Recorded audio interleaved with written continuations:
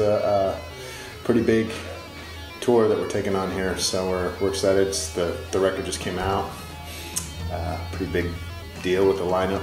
Bring Me the Horizon and Darkest Hour and Devil Driver. We're stoked, so we're excited. Yeah.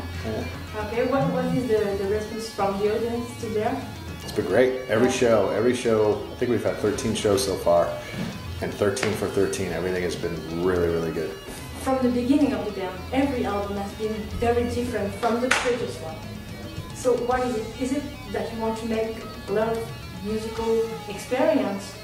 Is it because you're still looking for who you are? How do you achieve to, make so many difference between the records?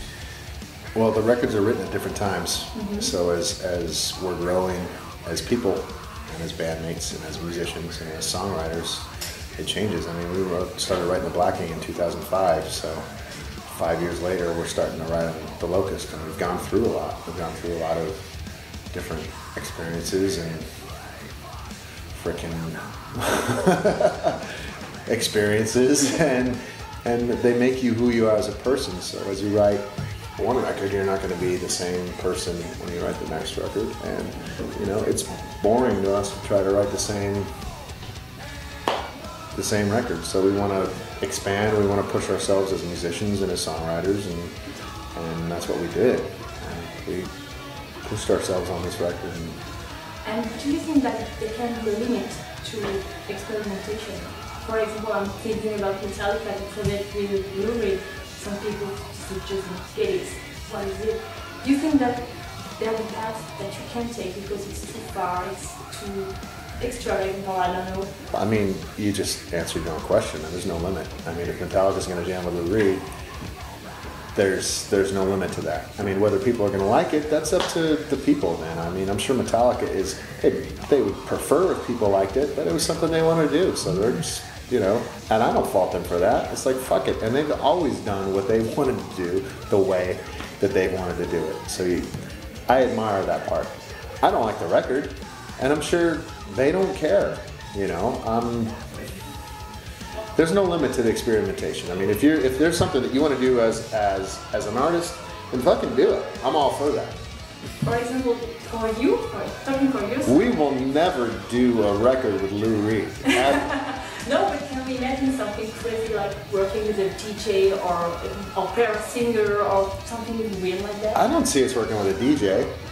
No, but I mean, we did have a 4-string quartet on this record, mm-hmm. which is pretty experimental for us. I mean, we were toying with this song that had just piano and Rob singing on it, and that was very experimental, and you might see that down the road sometime.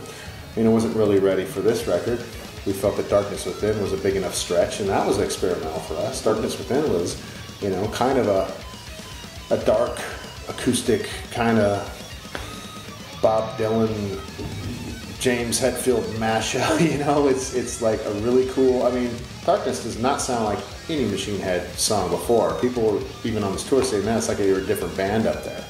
So, I mean, I think that song is something that you can hear on a contemporary radio station,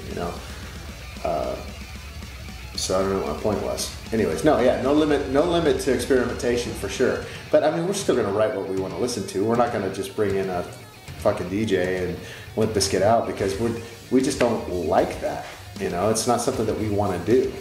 The experimentation will be in the range of what we want to listen to. This album is really a mix between, I'd say, classical influences like heavy metal, hard rock, but mixed with very modern and actual music. How did you achieve this balance between influences and very, contemporary music? I mean, we were around when Priest and Maiden and those bands were coming up, and we've been with them since the beginning. So we love Iron Maiden, we love Judas Priest.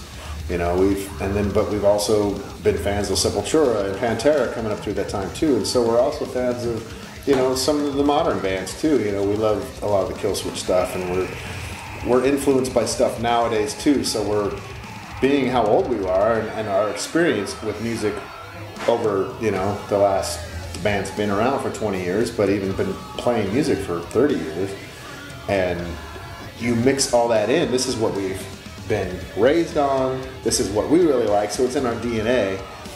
But this is what's going on now, and this is what we're trying, and this is what we're into. I mean, you break down all 7 of those records of Machine Head, and it's like you slice it open, that DNA is going to be there. The Machine Head DNA is in the blood. You know, the exterior might look a little different. You know, it's just like a person. You know, hey, you might dye your hair, you might, get a tattoo, you might, change your clothes or whatever. But inside, you cut that open, it's still Machine Head, and that's just what we are as we get older. This is, like the last song said, this is who we are. But that's very interesting because you take, let's say, music from yesterday and bring the today's world, and those bands, in some ways they can do that because when they play the song, they still sound like yesterday. They can bring this touch, this modern touch that you can bring to the music. That's very interesting. Well, I mean, we filter so much in the jam room. No, that sounds too much like blah blah blah. And I mean, the beginning of Be Still and Know is pretty close to Wasted Years by Iron Maiden. It's pretty much the same notes in a different different fashion or whatever. But that's just our influence shining through. So as we go through, we filter ourselves, and there's only 7 songs on this record. It's not like we had a year off, and you take bands like hard rock bands or other bands, that's talking to Brent from Shinedown. They wrote like 40 freaking songs for this next record. It's like I think we've written 40 songs in the 10 years I've been in this band. So. That's just how we operate. We take an idea and we know that this is the way we're going to go and pursue that. Why do you think people are so interested in band that exist for so many years? Thinking about Motorhead still touring, or Black Sabbath who's going to play for Summer Festival, or Metallica that celebrate the 20th birthday of Black Album. Why are people so interested in these old bands? I mean, because they're good, of course. Yeah. I mean, that they are. I mean, but there was a point where all those bands took wrong turns. I mean, Black Sabbath put out a couple of questionable records. I mean, Judas Priest put out a couple of questionable records, and all the bands you mentioned, Maiden and everybody just took stuff that kept playing throughout the time. But now you see that, Sabbath went away for a while, and now they're coming back, and people are interested again because they're not going to be interested in a new record. They're going to be interested in them playing the fucking hits with Ozzy because it's been a while.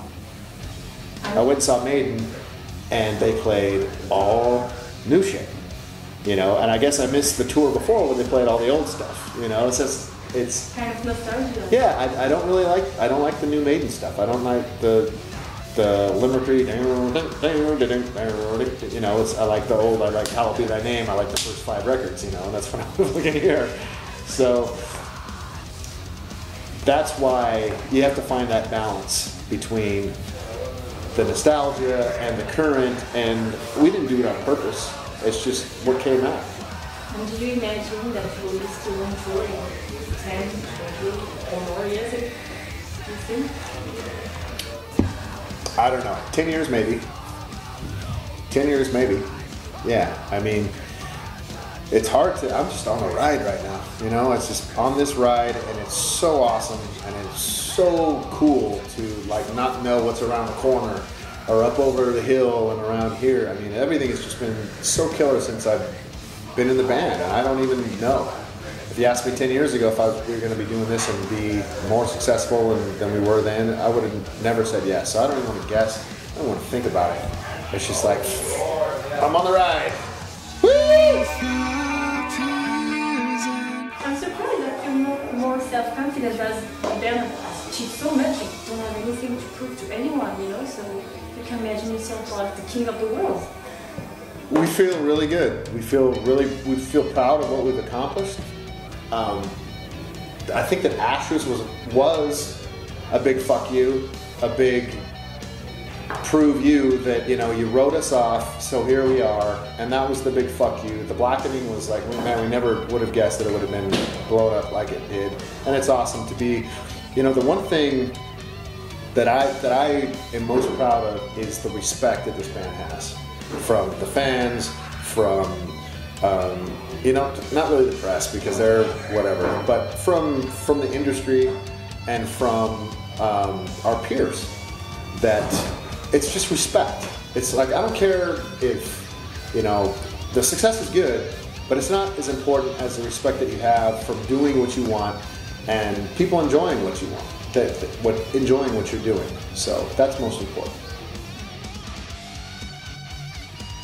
Now we all wait for the summer festivals. Do you have any plans to play in Europe or something?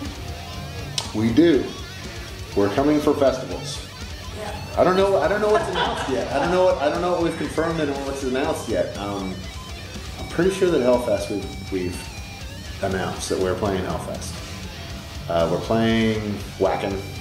Yeah. And that's all I'm gonna say right now because I'm not sure. But we're coming over here. We're gonna do. Yeah. Nobody else is around or listening.